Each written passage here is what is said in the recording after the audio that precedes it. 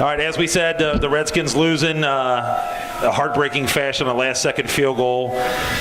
Just a great atmosphere, great game, military appreciation night, but just a heartbreaking loss. And I know anybody that was out there listening, my wife already gave me a hard time saying that she could not believe how many times I said how bad the officials were.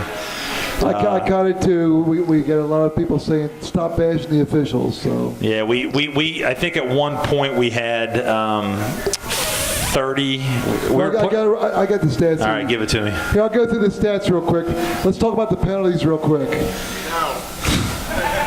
Anders was flagged 14 times for 125 yards in penalties. Harrison was flagged, wait for it, 19 times for 178 yards, actually 178.5 yards in penalties, because they got flagged for half a yard at the goal line there towards the end of the end of the first half? Yeah. Here's some offensive stats for us. The Redskins rushed the ball for 226 yards. Jay Volpenheim had 138 yards rushing. Kyle Blaha had 88 yards rushing. Passing, Jay Volpenheim was 33 for 53 for 388 yards. Wow. So on the night, the Redskins had 614 yards in offense. 614 yards. Receiving, Blaha had 60 yards receiving. Jones had 98 yards. Newton had 72. We had 2 sacks for minus 20 yards. Harrison passed the ball for 396 yards. Dang. Wow. 396 yards. So Young threw for 396 and Volpenheim threw for 388. Does it have what Vogel's saying? He had 130 yards receiving? Is that what he had? Well, Vanderpool had 131 yards receiving. Seemed like he had a lot more than that. And Crawford had 139, and Smith had 107. So wow. All 3 of their skill position players caught passes for more than 100 yards. You know, there was some big plays in that game, obviously, and one that I'm still trying to figure out because we thought it was a touchdown, but we weren't sure what they called and what happened. But at the very end of the game, we didn't know if it was a fumble, interception, or whatever it was. We ran it back for a touchdown, and then we saw them discuss it for a little bit and call it back, and we still don't know what they called, if it was an interception or a fumble. Originally, one of the referees signaled touchdown when he crossed the goal line. Yeah, but then they went into one of their 18-minute huddles, and they came out and said that there was an incomplete pass. Yeah, so not real sure what that was. But, again, you know, the Redskins, hard-fought game, lose just in a horrible, horrible way to lose a game. You don't like to lose that way. But, you know, I think one of the things that that Harrison did very well tonight was they looked like they were doing a delayed blitz with the linebackers coming up the middle, and I think that had a big impact on part of the game. It really disrupted our timing. I mean, it just threw us off because it was the first time we'd seen that in 3 games. Yeah, and we saw another couple good wrinkles again, too, from the offense. We saw the play that we absolutely loved was the Joey Newton and the double reverse pass from Newton to Jay for. He didn't score on that, did he? No, he did not score. But that was pretty good. And you know, you hate to in a game like this. You always hate to. You know, Greg and I are obviously big-time homers, and we're gonna back the team as much as we can. And the hard part was, you know, the officials and just some of the calls that were made. I just think it was horrible for the kids for both sides because I felt like they made some calls that were just unbelievable. But you can't blame that on the loss. But just a very disappointing way to lose the game and. You know, you got to come back, and I'll tell you what, you don't have a lot of time to regroup because you're playing a tough Kings team next week. They're playing a very tough team next week. Kings is probably the favorite in the league. So yeah, and we typically when we play Kings at the last game of the season, and Kings is usually clicking on all cylinders. So I'm not sure what they did tonight. You know, I have a couple other scores. One that I do know of. Both my nephews play football. One for Glen Estee and one for Amelia. And the Glen Estee got smoked today, 39-0 to Mount Healthy. And Amelia, which is my other nephew, They lost 3-0 to Williamsburg. So I didn't see any other scores. I don't know if anybody's got any other scores. I got one for you. The Moeller Mason game was postponed because of a bomb threat. Are you kidding me? Wow. That is amazing. So we'll try to get some scores here for you, and hopefully Coach Dreyer will show up. We'll get his thoughts on the game and just see how it went and get his thoughts again. But obviously a lot of people, probably the kids won't be showing up just because I totally forgot about Band Sweetheart tonight. Totally forgot about that. So I don't know if kids go to that or not. I have no idea. Why are you laughing over there? I used to go to Band Sweetheart. I used to go to that. I had a good time when I went. It was Dan's go-to in high school. That's right. Sweetheart dance, yeah. I was the sweetheart. He was something. Hey, again, while you're here, all the waitresses and everybody, take care of them, please. They always do a good job for us. They did a phenomenal job for us last week. But again, there are just a lot of plays in that game that are just going to stick out. You had obviously. A couple plays that were going back and forth with the defense and the offense, and then at the very end of the game, you had that lead of 11 points, and unfortunately Harrison comes down and scores a touchdown, and then Anderson had the ball, and thinking that I thought that they would do exactly what happened at the end when Jay was running the football and he just couldn't get a first down, and gave him the opportunity. But again, there was another huge call that was on that interference, and unfortunately put them in great position to put it in to get to field goal range to kick a field goal. There's a lot of big calls in that game, but that call on the late hit about midfield when they had like a 3rd and 15, they gave him a first down. Yeah. That was probably the biggest call of the game. Yeah, they just I tell you, but again, Amadeus Jones had a nice game. Kyle Blaha had a good game. Newton. They all again had a good game. But I would say that if you look at an overall of the two games they've played, this was probably the game that they didn't seem to click as much as they did the first 2 games. And I think they had the defensive scheme that Harrison went to in the second half. I think they really disrupted their timing, and for the first time all year we really stopped on offense. Yeah, and I think they've played 2 games, Harrison has, and Harrison played East Central, and I want to say the score is 17-14, but I'm not sure if that's correct. And they played Findlay, and Findlay's pretty good, and they got thumped by Findlay. But they turned the ball over 7 times against Findlay last week. They didn't turn the ball over 1 time tonight. Yeah, and that's a big part of the game. And again, if you want to talk about anything, special teams tonight were a big part of the Redskins. Is they had an extra point blocked, and that was the difference of the game right there. That was the difference. And then we didn't get it when we faked the extra point, went for the 2. And we had, the punt at the very end wasn't probably the greatest punt, but those things are happening. The kids have to respond, and unfortunately, they come away with a loss. But it's not league play. That's a good thing. So now you just have to focus in on Kings and see what you can do against Kings, and hopefully we'll get a score here and find out what Kings did. I'm not sure. They did lose. Who'd they lose to? Hamilton? Really? Wow. So we'll try to get some more scores as we go along. Again, we appreciate everybody being here. I know it's a tough night. It's late, but appreciate everybody checking in and getting with us here on Friday Night Lights. And hopefully when we'll get Coach Dreyer up here. But yeah, the stats, they don't lie. You get a lot of yardage that we had on offense, and what total for both teams. I think we had 1,000 yards of total offense. Yeah, there was a total of about 1,100 yards in offense in that game. Yeah, again, Anderson did a really good job, and they've done it pretty much for 3 weeks now, is defending the run. It's obviously is the pass. That's kind of hurting them right now. You got a couple guys that are playing very well. Sonny Chowdhury's playing very well on defense. Some of the linebackers are playing well, but that's just something that, each week you're going to find out, are they going to be able to outscore? Everybody was giving me a hard time for saying, what was my famous line that I was saying? Who's going to? It was whoever scores the most points is going to win. Yeah, that was my big line. But the big thing is I don't know if we're going to be able to each week in, week out outscore everybody. It's going to be tough.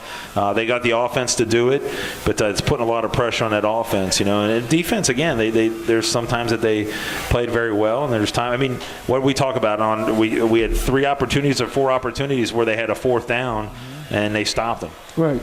Yeah, we had 4 times where we got the ball back on downs tonight. So. Yeah. So just good. I'm sure the kids are kind of heartbroken about tonight and a tough loss. But just like you said, you gotta go on and you gotta play Kings, and it's going to be tough. But look where we come from. I mean, we were 1-9 last year, and we are 2-0. We play a good team like Harrison. Scored 48 points on them. Yeah. Just. I think we've already outscored our total from last year. Oh, you know what? It might be. Seriously. I really do, because I think we had 165 points last year. I believe. I don't know if that's correct or not. And we've pretty much, the first 2 games had 103, and that's something that you and I we love calling those kind of games. Yeah. And so, but yeah, hopefully they'll, I know one thing, that Kings has got a really, really good quarterback. I think he's got an offer to play Division I football. Oh, is that right? Yeah, he's going to be tough. Connect? Is that, yes, yeah. Yep, he's going to be tough. And typically when we do play Kings, like we said, we've always played them at the end of the season in very, very bad weather. But we got some scores here from Don Nice Marcello. job, Don. He's got Turpin won 56-6 over Western Hills. Coleraine beat LaSalle 6-0. We were kind of following that game a little bit, and at one time we looked, they said Coleraine had time of possession of 30 minutes, and LaSalle had it for like 10, I think. Wasn't that what it was? Yeah. It was just something unbelievable. Withrow won 42-36 over Aiken. Walnut Hills won 26-14 over Purcell. Lebanon beat Fenwick 21-7. Wyoming beat McNick 40-10. Milford beat Nord 52-48. Kings, like you said, lost to Hamilton 34-27, and Mount Healthy won 39-0 over Mount Healthy.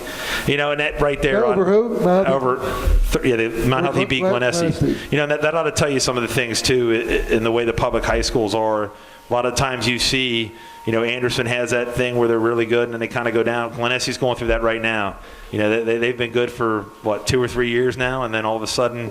Had 4 years, and now they've got some of these guys that are coming down, and unfortunately they couldn't they can't put it through. So we got Coach Dreyer joining us here now. Coach, thanks for joining us. Oh, thank you. I tell you what, tough loss.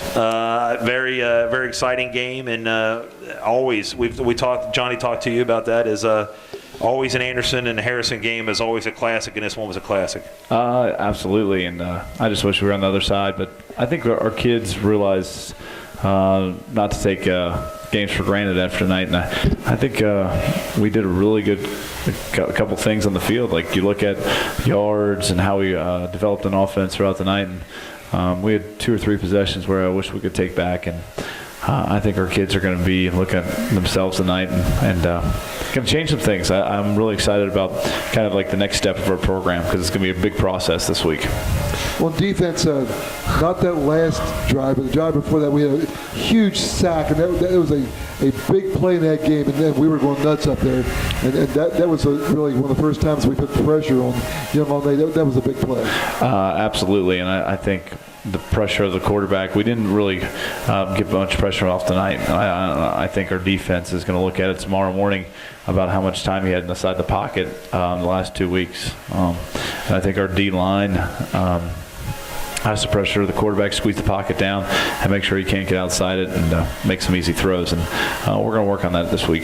It looked like I noticed a couple of times it looks like they were kind of doing almost like a delayed blitz or something coming up the middle. Did that kind of mess you guys up a little bit, you think? Because it kind of, or did it not? I think offensively, I think we didn't do the little things right, Dan. Like we know if they bring 6, we got to throw the ball hot. And sometimes we held the ball a little bit too long, and I think the big moment when we had to make a play, Jay did a really good job. Offensive line, we only have 5 of them. They can only block 5, and I think that blitz, I think we just got to make sure we're ready to rock and roll for next week, because after tonight, I think, why wouldn't you blitz us? Yeah. And I think you look at it from is Kings going to throw the ball 70 times versus us? Like, we have to get really ready, prepared of what's coming against us. Yeah, Kings threw the ball 47 times tonight. He's 34 for 47 for 396 yards. And that's one of those things where if you watch the last 2 weeks, why wouldn't you stop us? Why wouldn't you stop throwing the ball? And but I look at some of the stuff that we did tonight was really, really good. Like, I don't think all of a sudden we're going to change who we are. I think we just need to kind of look at ourselves and focus on ourselves as we get ready for Kings, because I think it's going to be the beginning of the ECC. It's going to be a great crowd, 2-1 versus 2-1. Yeah, I mean, like you said, 2-1, and that's, when you come in with a new team, we were 1-9 last year. To come in 2-1, I think a lot of people are pretty happy with it. I know after a loss like this, it's very, very tough. But you don't really have a time, like Greg said, you don't have a lot of time to rest. You've got to think about Kings because, like you said with John, it's starting ECC, and you got to get ready for your league. And I think people have to realize if you're first place or second place in the ECC, you're going to be in the playoffs. And I think that's where our kids have to really believe. And that's one of their team goals is to win the ECC. And if you win the ECC, you're definitely going to the playoffs. And I think I think it was, to be honest with you, some people say this sour taste might help us out in the future. And I'm hoping we look in the mirror, and I think as a program, parents, community, that it's something that tonight didn't decide who we are as a team for 2016. We got to just keep moving forward. And I think it's going to be an exciting time for us as we go into ECC play. Harrison did not turn the ball over at all. We thought we had one in the fourth quarter there. But what the officials say to you, I mean, we couldn't tell what happened because it was on the far side of the field. Did he? Was it a fumble or interception? I mean, how they explain it to you? Well, Coach Osborne and Coach Pitzer watched it from the film that we have on Huddle up in the press box. They thought it was just a fumble. They called it incomplete. And I think there's so many things throughout this game that we couldn't control, with the refs, the pass interference, and on the kickoff kind of yardage, and then there's so many things that I'm going to look at it tomorrow and realize that happened. Did our kids really worry about the next play, or we were focused on what happened with the flag or the fumble? So I think we have to really do a really good job of coaching our kids to make sure that we're focused on the next play rather than the one before with the ref or the coaches and whatever else is yelling around them.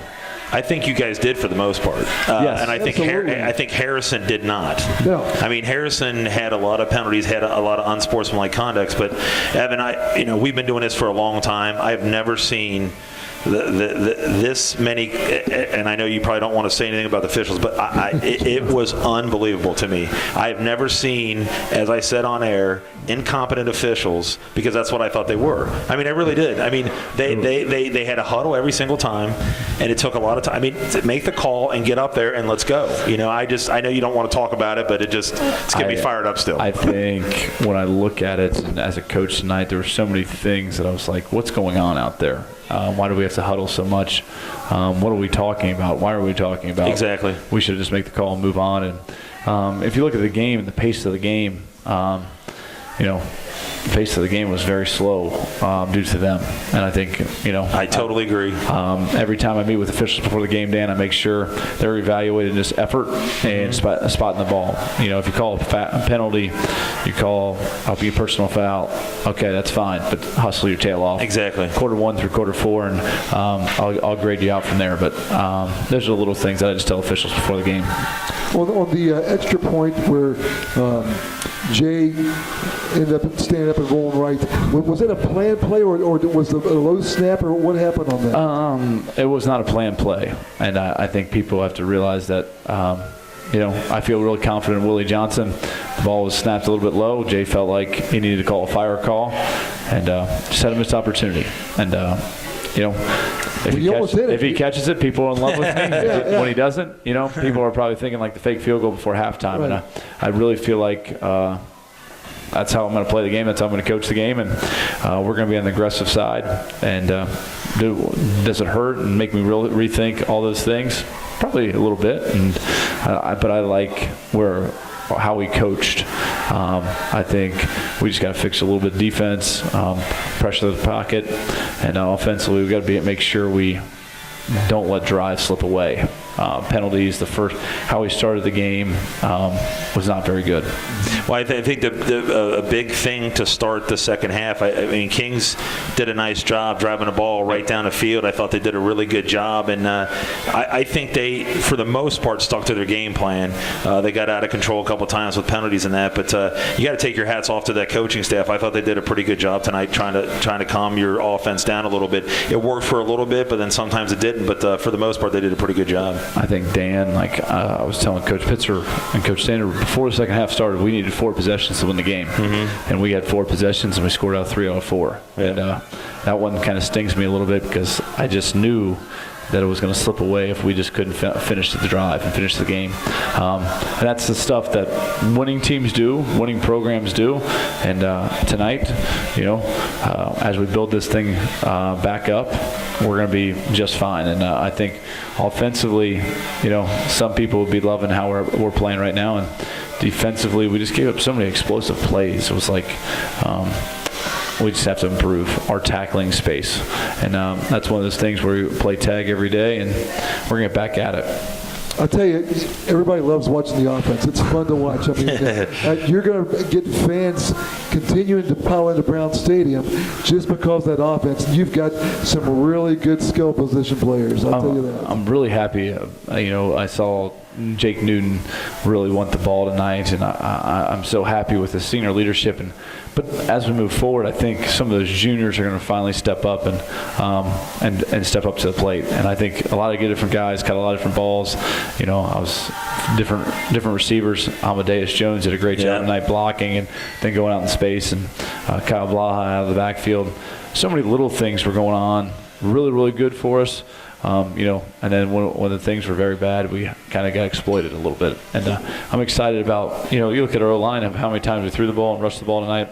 They had 3 or 4 holding penalties or whatever with two sophomore guards. And I think we're playing really well. Yeah, Jay put it up 53 times tonight. And for the most part, he did a great job. Even when he was getting pressure, he did a good job of avoiding and rolling out. I think his biggest thing is that getting the ball out a little bit faster on some things. But I like where he's getting better. And I think people need to realize that he's running the ball a lot more effectively from game 1 to game 3. And people are going to have to defend that. And sooner or later, they're going to let him sit back and let him throw the ball around, which is going to be fine with me. How were the kids after the game? I'm sure they were probably disappointed, but are they ready to just forget about it, move on, or is it still going to stick into them for a little bit? I think as new coach here, Dan, I think it's a sense of reality. Of reality check. My dad always told me, whatever you look in the mirror, that's reality. And I think I'm going to preach to the kids that they were 1 second away, 3 seconds away of being 3-0. And it's going to sting, and I want it to sting because if it doesn't sting, it doesn't mean much to you. And I think to our seniors, I can't wait to see how they respond. Are they going to go back to their old ways, or are they going to go back to championship-style football? And I think that's where 13 seniors are going to lead this program in the next week, and how we're going to act. Are we going to go back and complain and blame other people, or are we going to stick together and get our community and parents really rallying around ourselves? Well, that's something I'm sure for you it's got to be a challenge, because when you came in, that's the kind of attitude that they had probably before. You've changed that mentality, and the attitude is what they're saying. So for this week, that's probably, I'm sure, is going to be a challenge for you and your coaches this week. I also think it's going to be a great challenge because we have to focus on ourselves, not even the team we're playing. We have to do a lot of things differently. Block destruction, getting off blocks, playing in space, doing great things. And I think Schmitty and the rest of the defensive staff are going to be fired up. And offensively, it's going to be great because I've never coached against Kings. I think Andy Olds is one of the top in Cincinnati. And that's going to be a great battle for myself and our coaching staff to go against this great program and kind of see where we're at. And I think as we climb up the ladder and take one step at a time, I'm interested to see our 13 seniors. Are they doing accept the challenge and move on and really show what we're all about, or are we going to hide and or are we going to embrace the moment? And I think I'm interested to see if they want to embrace the moment and go to the castle, as they call it at Kings. Well, you had offensive line again. We've been talking about them. You got to give them credit because they've really done a good job for you from game one to this game that you hadn't had many mistakes, and again they did another good job tonight. I think they're unsung heroes. I really think our O-line has controlled the line of scrimmage for the first 3 games. Now, we've stayed healthy. We're a consistent group. Playing with 2 sophomores, 1 junior, 2 seniors. I really feel like the 2 seniors are some scholarship type of guys. They have the look, they have the body, they have the mojo, the juice about them that just says, run the ball behind me. And I think one example tonight, 4th and 2 from our side of the 50, Dylan Browning with the ball running behind him. And I really? think that just says something to me when offensive tackle says, run the ball behind me. That's something special. That's awesome. I don't think a lot of people understand that mentality. And I love that mentality because that means let's go. And some people say I'm crazy for listening to an 18-year-old senior. I don't think so. Well, I got to tell you this story real quick, and you're going to love this. This is a Coach Soriano story. It's when they first played Princeton in the playoffs. And I'll never forget the story of them telling that it was 4th and goal. Remember that? 4th and goal. I called the game. And it was win or lose, basically, is what it was. There was not a lot of time left on the clock. And Corbett made him call a timeout. They called a timeout. Every single one of those linemen said, we're scoring. We're not losing tonight. And they scored, and they won that game. And that's exactly what it's about. I mean, as kids just getting that mentality that run behind me, I don't care what anybody says. We're going to do it. And I think as a first-year coach, and to have that mentality changed where Dylan Browning looks at me in the eye and says, let's do it, right. I think that's exceptional. That says something about where our program's going to go and kind of how much effort those guys put in. Yeah, and you also got to love real quick, I'll give you this, that Coach Soriano was texting me during the game, wanting to know he's at Purdue for the UC game and was texting me wanting to know what the Redskins did. So he hasn't responded to my last text because I told him that they lost and I haven't heard from him. So, but that's pretty awesome that Coach Soriano checks in with me to see how we're doing. Coach gives me my Friday morning phone calls. Does he? And I think people don't realize that, Coach Soriano, Coach Easting wish me the best all the time. Coach Geesting gives me a Friday text, and Coach Soriano loves talking ball, and he calls me Friday morning on his way to work after he stops at Panera because he's so regimented.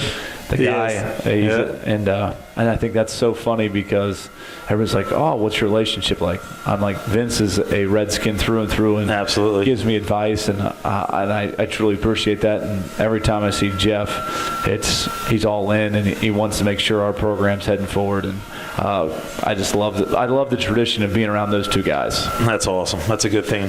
Well, you had another great crowd there tonight, and it's just going to continue with this exciting offense that you run. People are just curious. They want to come and watch the offense. I always laugh because it's a little bit funky. It's a little bit fun. You don't know what we're going to do next, and I think our kids have bought in, and I'm sure there's fans that buy in, but I'm more worried about our defense right now. As I go to bed tonight, I think to myself, we're going to make some kind of momentum this week of how we're going to play defense here at Anderson. And I think to myself, there's been so many great linebackers and DBs and D-line that have come through Anderson. And the tradition of Anderson football, the 4-3 defense and then the 3-3 stack, we just got to get back to playing good, solid defense. And I know they're going to be out there for a lot of plays, and I think I think there's so many little things that we can fix. But as long as we pack the Brown Stadium through the ECC, I'm super excited. Well, it's going to happen. You're going to have people at every game as fired up as they were tonight. So I look forward to the rest of the season. Well, real quick, how do you do something like that? With saying that with your defense. I mean, you obviously don't want to do too much, too crazy.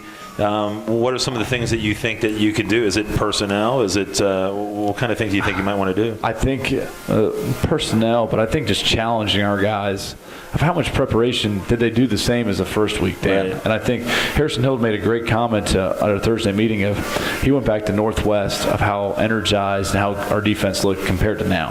Right. Are they worn out, or are they just not preparing? Are we doing so many little things to get better?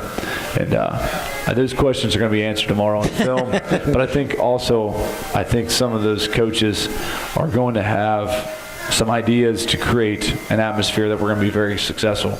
Because I think, I think we're going to challenge our kids and see if they step up. And the strong survive in our program, and we're only going to get better. And I think if you look at our JV defense from last week, they held McNick to 6 points. Tomorrow, I bet you they play great, because I think we've got a couple young guys that are hungry to play on Friday nights. Talk about real quick, any injuries? Anybody got hurt tonight? Anything sticking out? Or I think we're fine, knock on wood, but I think it was just – I'm interested to see, because after a loss, are they going to start to have the pain? Are they going to have the weakness in their mind of saying, well, I can't do this? Or are they just going to say, I'm sore, get over it, I'm going to go get better? Right. And the theme for this week already for Kings is one more step, one more second, everything. Let's not have regret when we walk off the field. So, I tell you what, at the end of the first half, we had a little bit of a scare when we saw Jay lay on the field with his back. As a quarterback coach, I think Volpe is a strong kid, and I'm super excited to coach him. But I got 2 guys, and I'm going to have a couple more guys coming up through the lineage of quarterbacks here. And they're chomping at the bit. But Jay's playing really, really good. And I'm super proud of how he played tonight after last week's game and the focus. And we're going to get better. Just real quick, talk a little bit about your JV and freshmen and how they did this week. JV beat McNick 40-6, and freshmen won by 20 over Little Miami. Oh, that's good. And then we also see that you guys are always going to the Nagel games. That's pretty neat that you guys do that. Some of your kids are going to the Nagel games. That's pretty cool. I think people don't understand, like I was telling Coach Siriano, of how much it would be awesome to have, them wearing orange and black and being at the middle school games. And I'm just one of those guys that I like to bring my daughter around, watch middle school games just so I know. Right. To be around the kids and see the kids, you can't put a price on that. Right. And I think our kids need to be great role models. And you're going to see some of the varsity guys go coach the JV and freshman game tomorrow. And we're going to see how much they really care about our program. And we got to wake up at 6:45. I was just getting ready to say. And when you win, you want to go to the JV game and walk around with your chest up high. When you lose, you got to put your chin down a little bit and let's get back to work. I appreciate you taking the time. I know it's been crazy and it's a hard loss, but it takes a lot to come up here and talk about it. And we appreciate it. And we know that everybody's probably in bed right now. It was a long game. It was a long game. I just one more second. So yeah. One more second. I appreciate it, Coach. Thanks for joining us. Next week at Kings. All right, thanks. All right, that's Coach Dreyer joining us there. Get his thoughts on that. Thank you, Coach. So, but yeah, just a tough night here tonight. But Redskins lose, and I don't think we'll be back here at Butterbees for another couple weeks maybe? Is that what we're doing? Because we got Kings, and then what do we got after that? Kings. Did I turn you off? Did I turn you off? Who's after Kings? Withrow, and that's at home. So we'll be back, hopefully back here for that one. But I don't think we have any players here, so I think that might be a wrap here for tonight, because not too much more to talk about. We've kind of beat the horse here a little bit. Unfortunately, the Redskins lose. So, but we'll be back, and as they say, I'm Mike and Mike back and better than ever. As we'll be at Kings High School. So we appreciate everybody joining us. We're going to wrap it up here. So Anderson loses tonight, and Greg just did another great night here tonight. Good night here. Good night. Let's get something to eat. Let's go home. All right, thanks everybody for joining us, and we'll catch you in a couple weeks.